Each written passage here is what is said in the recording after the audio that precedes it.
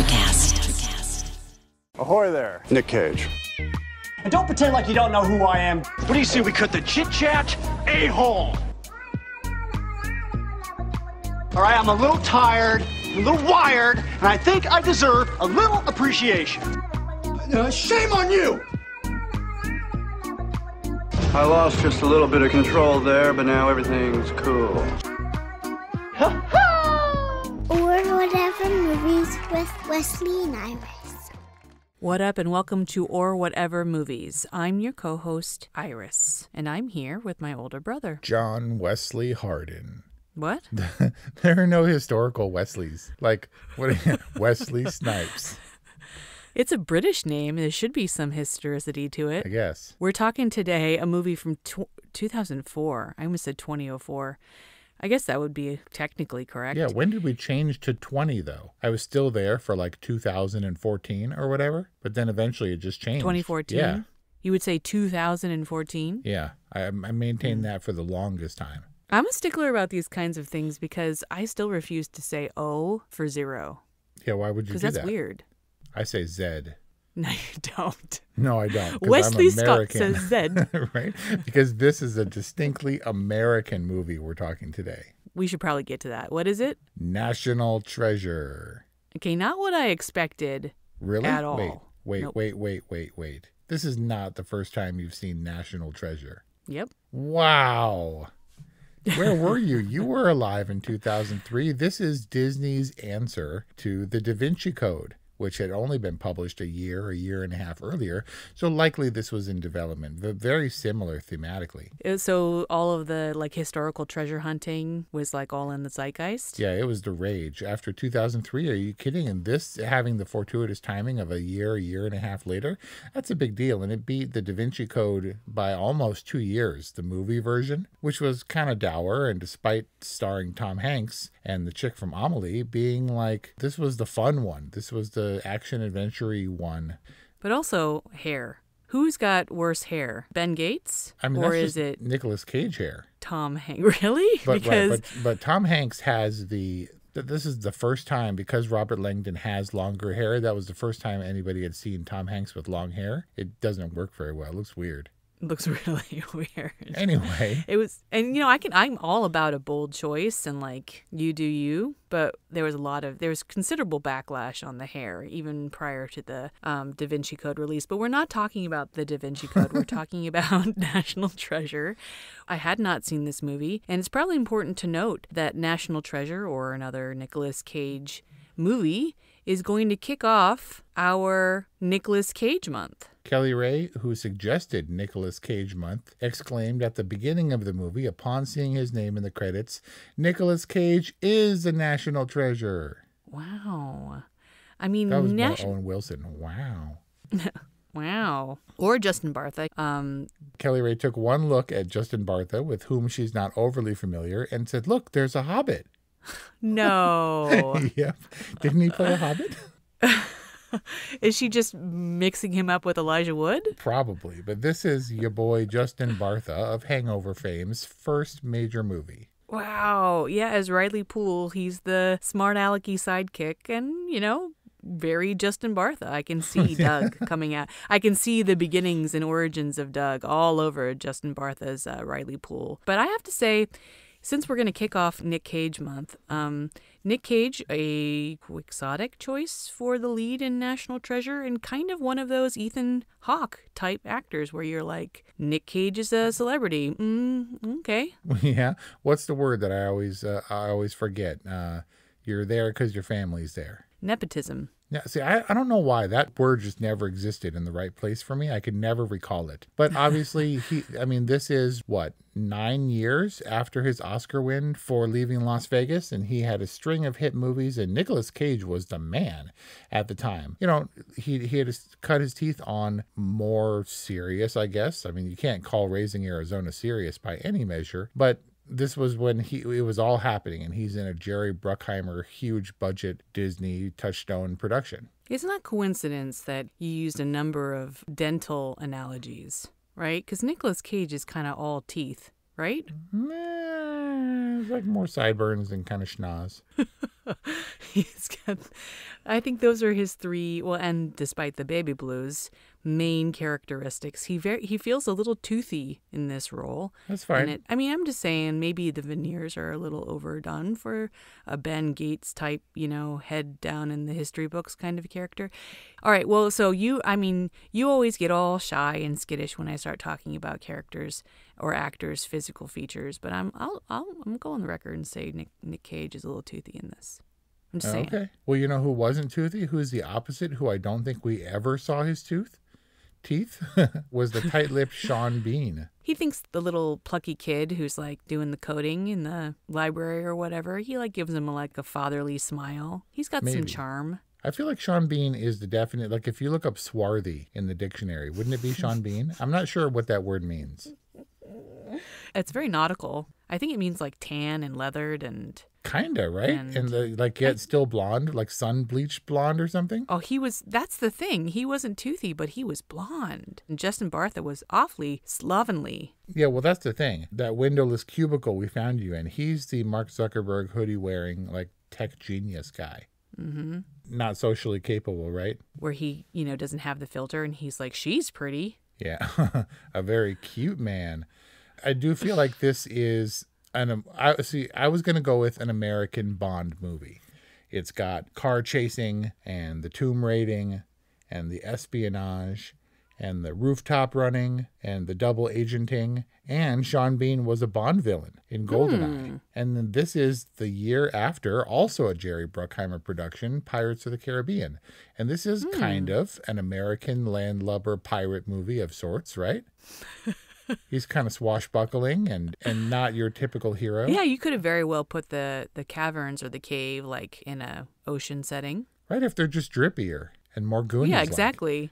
This movie had a Goonies kind of feel and and a little bit of never-ending story for some reason. It did, but distinctly adult and also very modern day. Not that Goonies wasn't modern day, but they do go back into the past. All of the past digging that they do is through archives and libraries and, sanctioned halls and stuff, except for when they finally, at the very end, get to the treasure. I think Ben Gates is the last gasp of blue jeans and a blazer. Actually, probably Dan Brown. That was, what's his name's whole thing? Robert Langdon? Robert Langdon, right, with the long hair and the Mickey Mouse watch. I totally want a Mickey Mouse watch. Those things are dope. You can still rock the blazer with the jeans, but you have to wear like the hip sneaks, like clean white hip sneaks. I don't know. I'm not in charge of shoes. Kelly Ray picks my shoes. Okay, so we've got Nick Cage at the height of his fame. We've got an interesting choice in Diane Kruger for Abigail Chase. We explain her accent, but we never quite explain her nationality or how she came to her role. She's talked American. About Justin Bartha and Sean B. She's just from German descent. Yes. Cool. We do have the constituent kind of lanky hair bad guys. Right, and vaguely European. Yeah, why was Sean Bean a European American? Because Europeans are bad guys and Americans are good guys in National Treasure. This is also the defining movie where it suggested that in movies the good guys always use Google and the bad guys always use Yahoo. Like it was clearly distinct in this movie. Is this really a thing? Where else does this happen? 100%. They definitely use two different search engines, and that's like a psychological movie trick thing. I don't know. But give me one other example, because this is very curious. I got nothing. I know that this is the movie that brought it to my attention. Oh, okay. Interesting. And Apple's clear stance on saying we don't let bad guys use iPhones in movies. Wow. The very subtle undercurrent of tech rivalry. Yep. This is a very techie movie. The distinctly different approaches of the two of them. Ben's more scientific, I guess, respectful approach in stealing the Declaration. And at the same time, we see Ian's strong arm kind of busting through doors and shooting people and stuff approach. Yeah, although he's a little bit of a gentleman bad guy. Yeah, because he's a Bond villain. He has a super layer somewhere, and he's extremely wealthy and has resources. Okay. I'm trying to get a handle on how you feel about National Treasure. It seems like you really like it. And it seems like from the box office, people really liked it. I think it's better than the Da Vinci Code because it's more fun. I think it's even slicker than Indiana Jones. I mean, Indiana Jones is definitely in the dirt and it gets dirty and there's lots of blood. This one's Disney. And I mean, how could you be more like Bond? Which I'm not a huge fan of or whatever, but then being misogynistic toward the woman. Like, he tells Abigail to shut up and shut her mouth like a bunch of times in this movie. He doesn't, like, he's just shy of patting her on the butt when she's annoying. Yeah, Sean Bean even refers to her female talkativeness. Yeah. Like somehow the fact that she's chatty is gendered. Yeah, and the other guy, she's in charge now, won't shut up. And Baldy is like, shut up to the lady at the meat counter or whatever. Maybe this is the turning point in Nicolas Cage's career because he was a huge thing, because he definitely fell off the box office after National Treasure. I don't know. People don't seem to regard this movie very well. And I think it's fun and slick and clean and engaging. It's like a big budget action movie. It's like, I mean, I don't know how historically accurate it is. And there's definitely wonkiness. It's fun. It's very linear. You got the cold open in the attic, and then you got the colder open with the Charlotte. And then Colder. Got it. And then you get the whole Declaration of Independence set piece. And then you get the map chase, the Congressional Library, the Liberty Bell deal. And there's kind of a, end of second act, like low point where he's arrested and Justin Bartha and Chase have been abducted. And then there's the showdown, the final treasure hunt in the underground caverns and stuff. Legitimized by American history, and it feels historic and significant, I guess, right? But all just very kind of simply constructed. I feel like the movie, kind of like Nick Cage, lacks a certain je ne sais quoi. Okay, you're going to have to define that because that's not an American. We're talking American this episode. So define je ne sais quoi. An indefinable, elusive quality, especially a pleasing one, right? It's not elevated in any way. And Nick Cage, perfectly serviceable actor. I guess some good comedic timing. But what is it about National Treasure or Nick Cage that make them particularly distinct? And I don't want to conflate the two. I don't mean to conflate the two, because the whole Nick Cage thing is a whole other deal, which I'm sure will work out over the course of Nick Cage month. Let's talk about National Treasure, the movie. Yeah, I don't know how it's distinct necessarily. It's a treasure hunting movie, and treasure hunting movies need to be fun in the Goonies sort of sense. But it's satisfying. Maybe it seems to kind of fall by the wayside because it's indistinct in a way. Like, for example, Sandusky arrests Gates and then forces him to still rendezvous with Ian to try to negotiate the return of the document, right? And Ian's like, meet me on the deck of the USS Intrepid. It's like, wait, why? Like, you could meet anywhere. You know all the caverns and stuff where you can hang out and have a clandestine meeting. You're going to meet on the deck of the super ship where there's people all over the place. And I'm pretty sure it's because they were like, we need a set piece for this meeting. Where should we do it? And Jerry Bruckheimer's like, well, I've got like a Navy aircraft carrier on retainer because he's Jerry Bruckheimer. And so let's do it there. And they were like, great. Because this is the age of the Michael Bay movies, and he produced Top Gun and Pirates, and Jerry Bruckheimer's everything. It's just the ability to be backed by that dude in Disney and to have all the puzzle pieces in place and to be like, let's do a treasure hunting movie and one up the Da Vinci Code. I think is really all it is. They saw an opportunity and they were like, hey, and they seized it. And Nicolas Cage was like, sure, I'll do it. And they did it. Life is hard, but finding a really great podcast makes the days go by so much easier. Hi, my name is Blue Telusma. I'm a writer, an emotional intelligence coach, and the host of Humanize with Blue Telusma, a podcast where we believe that when you humanize everyone in the room, a great conversation is almost guaranteed. Join us every week here on Electricast as me and my guest co-hosts unpack big topics and interview even bigger personalities with a sense of humor and a dash of mischief. If you're looking for a new best friend in your head, we've got you covered. Electricast. Is there source material for National Treasure? Yeah, American history, the Declaration of Independence. But when a long list of usurpers reduces blah, blah, blah under absolute despotism. Have the nerds descended on National Treasure to vet its veracity? Well, there's the indisputable stuff that you know from the field trips and stuff about the Declaration of Independence and the archives and the Lincoln Monument and stuff. Apparently, there is actually catacombs under the Trinity Church in New York, and they use some of those narrow hallways and stuff for inspiration for what ultimately became the area housing the treasure and stuff. So it's there. Like, you know, there's at least a couple hundred years of American history. It's nothing like British history, but I guess as grounded as it's going to be. I guess maybe you can consider it dumb because it's got the silly never-ending story, like, you know, in a land far away beyond the reckonings of time kind of storytelling convention thing, and they show like the recycled historical war footage.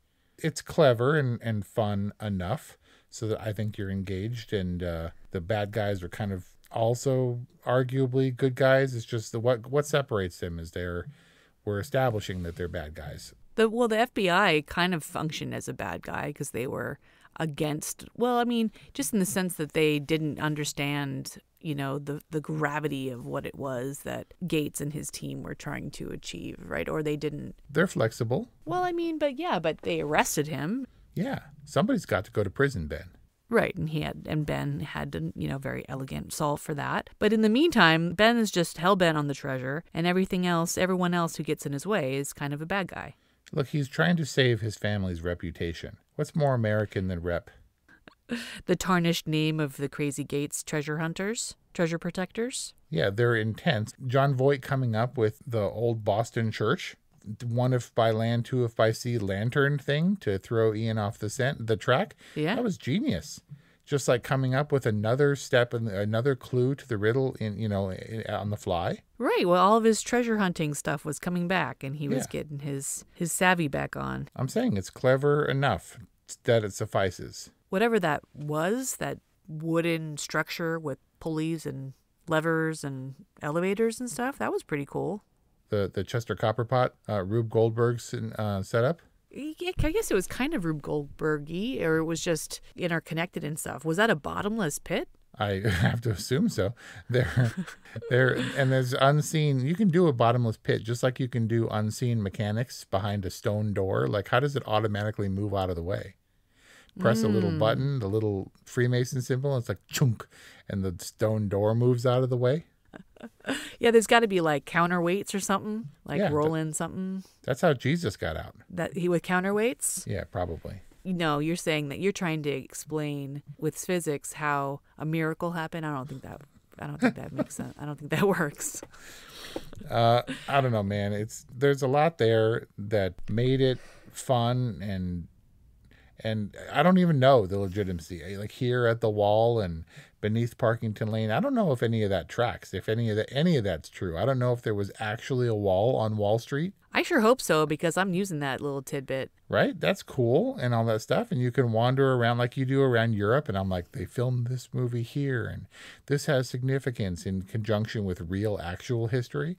You can like go to Wall Street and be like, there's a cavern under here, a real one. Didn't you see National Treasure? But it's important to the Disney machine at this time is not flawless, but it's definitely entertaining. I feel like National Treasure had all the pieces in line, in order. And you say it lacks a certain something that pushes over, but I think it has that something. And maybe I'm completely alone. But you see other similar movies like Uncharted, and I think this is better than Uncharted. I'd have to agree with that. I was basically like, oh, I'm going to watch National Treasure. And Brian was like, oh, have you seen it before? I was like, no. He's like, oh, I've seen it like 5 times. And I was like, really? Why? And he was like, I love adventure movies. It's awesome. And he said, basically, National Treasure is Uncharted, but good. See, Brian knows. Even though under everything's all rickety and wooden, and if you lose that framework of the stairs, you'll never make it down to the treasure area. And you have to illuminate the thing with chandeliers that are, for some reason, made out of wood. I don't know how that's going to work. I think it was like wood with like an iron inlay or something. It's fairy dust or whatever. It's Disney magic. That's like a one-use staircase, right? You light the chandelier, it all goes up eventually anyway. So like Uncharted, you got to run downstairs right away before everything burns up or falls apart. Oh, okay. It's like they put a time limit on this treasure. You can get down there using these stairs, but they only last a couple of 100 years because of termite damage and rot. Right. And then you got to bust out the wall. Yeah. So, look, you and I have been in the pyramids, and those things stand for millennia, and there's no emergency exit, right? And it's all like adventurous, and you're all like realizing that you're not important anymore. If something happens, you're stuck in the pyramids forever because you can't just be like, I want out. And like a Disney employee will usher you toward the nearest hidden exit or whatever. But National Treasure and the treasure hunting stuff, and I like action, adventure, like spy kind of heist movies like this. But I have real problems. How do you know that this has been undisturbed for hundreds of years? Because you can't undo it. There's no mechanism to close that door back up once you figure out the Meerschaum pipe entry thing, right? Like, it doesn't work that way. It's a one-time thing. And I've always had a problem with that. Like, would you have been able to do the lemon test on the Declaration of Independence? Like, they talk about the reverence for all this history. And then they put, like, the most acidic, destructive agent they could possibly put on that old... I don't think I would have been able to do it. Well, she was a certified historical document. Yeah. Something. Yeah. If anyone's going to handle the document, it should be someone who's trained. Let me squirt lemon juice all over it. But what I found hilarious was like they had the clean room set up and they put on the little white like photo gloves. Yep. And they like use the Q-tip to apply the lemon juice and yada yada. And at the end, they're like bare hands unrolling, rolling, unrolling. Like, why in the Liberty Bell place didn't they find a table? Like, all four of them are just standing there holding the Declaration of Independence with nothing underneath it with their bare hands. Yeah, by then they own it. They have a sense of ownership. But I couldn't have done it. I would have been like all paranoid the whole time, like Abigail was originally. Like, I can't even highlight books. I feel bad. I have a reverence and I can't get around it. I fully expected that the invisible map would not have been something that they would make visible. I 100% thought that the quote-unquote invisible map meant that the code was in the text of the Declaration. And when they started doing the lemon juice, I was like, for reals? Yeah, why couldn't it have been? You didn't need the silence do-good letters. You could have just put it in the code in the thing itself. Right? I guess that would have been too easy. Again, it's a single-use treasure map. Because you can only, how many times can you pour lemon juice on the document? It's like, it's smart. It would have ensured the document's survival by putting it on the most important document in American history. But then you got to squirt lemon juice on it and mess it all up.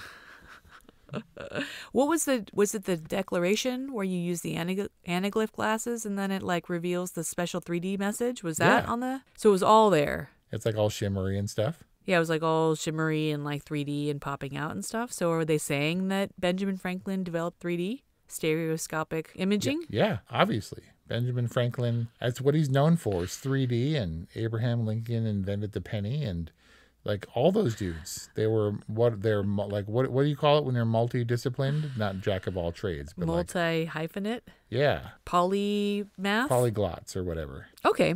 So basically, we don't need to look for something more in National Treasure. It's on the surface very fun, and we're not intending to look beyond the surface. And the historical trivia and tidbits, fun, and the cast, fun. And we move from set piece to set piece, and we're not intending to necessarily move the action-adventure treasure hunt heist movie genre forward, but rather to provide fans with a nice treasure hunt movie for the early aughts. Benjamin Franklin Gates will look under the surface for us. He will plumb the depths, and he will figure out the clues, and we're along for the ride to Boston and D.C. and New York and Antarctica, which was actually Park City. And back in time. Yeah, but that was just for the flashback. A historical flashback. It's history. And then they're going to, like, Indiana Jones style, like, put it all in museums? Yeah, that's what you do. Because there's no money in museums. That way it's all authentic and it's all moral. And Nick Cage gets away with the girl. Yeah, and 1%. Which if you bust it down, if it was $10 billion estimated, that's still $100 million that they split between them. Yeah, score. The Gates family legacy restored. Right? Like Uncharted. It's enough to fund their next operation. Which I guess we'll see in our discussion around National Treasure 2. No, we're not going there. Despite the addition of Ed Harris, the amazing Ed Harris, and the awesome Helen Mirren, not so much. Like, they maybe pushed a good thing. And would I see National Treasure 3? Yes, I'd have to. But, I mean, I like this little gem just like kind of nestled in the past and can revisit it when I want to, and forever available, I'm sure, on Disney Plus, but not necessarily something that you can move forward in perpetuity. And your final rating is? I feel like this is the underdog, and that's silly to say about a major budget Jerry Bruckheimer production, but for some reason people don't have love for this movie, and I kind of do. It's like Brian says, it's a great background movie and one you can revisit continually because it's light and fun and feels significant. I'm sure that, like Hamilton, they use this in a loose way to at least get kids somewhat interested in American history. There's something there. It's definitely an all right movie, but I kind of think this is a lower end totally movie. Like, for what it is it necessary? God, no. But it's fun in the way that the best kind of popcorn movies are, where it doesn't have, I guess it can have more serious themes if you want, but on the surface, it's got something for everybody, and it holds up well to rewatching. And, it's part of Nicolas Cage's legacy. I'm going to give it a all right totally. An all right totally. Wow. I think I finally put my finger on it. It's that there aren't modern day, relevant, affecting me kind of stakes in this movie. I guess some kind of historical something or another is at stake. Like we mentioned, the Gates family legacy and some piece of history that's at risk of being lost forever. As important as National Treasure is, somehow it doesn't touch me personally, and yet I don't hold that against this movie. I'm happy to give National Treasure a good.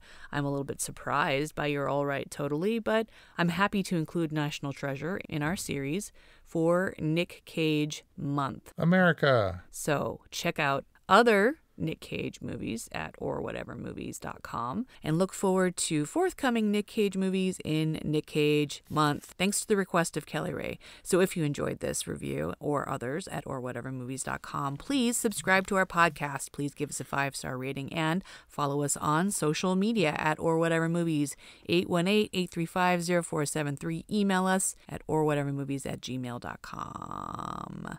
Didn't Nick Cage do a vampire movie? Yep, Vampire's Kiss or some junk. Yeah, we should do that too. No. No? Okay. Thanks for listening. Do the Nick Cage impression. And we'll see you next time. What was that, Nick Cage's Batman? You do it. We'll see you next time. I don't know. That's more Keanu Reeves. We'll work on it this month. If you're a working professional wondering what's next for your career, you've come to the right place. Whether you're looking for a promotion, growth, or a potential career transition, look no further. With over 30 years working in a variety of industries, I share my insider knowledge with those ready to get ahead on Career Advancement with Craig Ansell. Tune in to get your strategies for success. Hey there, I'm DC. I host the rock podcast Back to the Arena, The Interviews. It's about a 30-minute podcast where I talk one-on-one with a band who has released new music. You can find us on all the best podcast sites like Spotify, Apple, Google, iHeartRadio, and more. If you're a rock fan like me, subscribe today to Back to the Arena, The Interviews. Electricast. Electricast.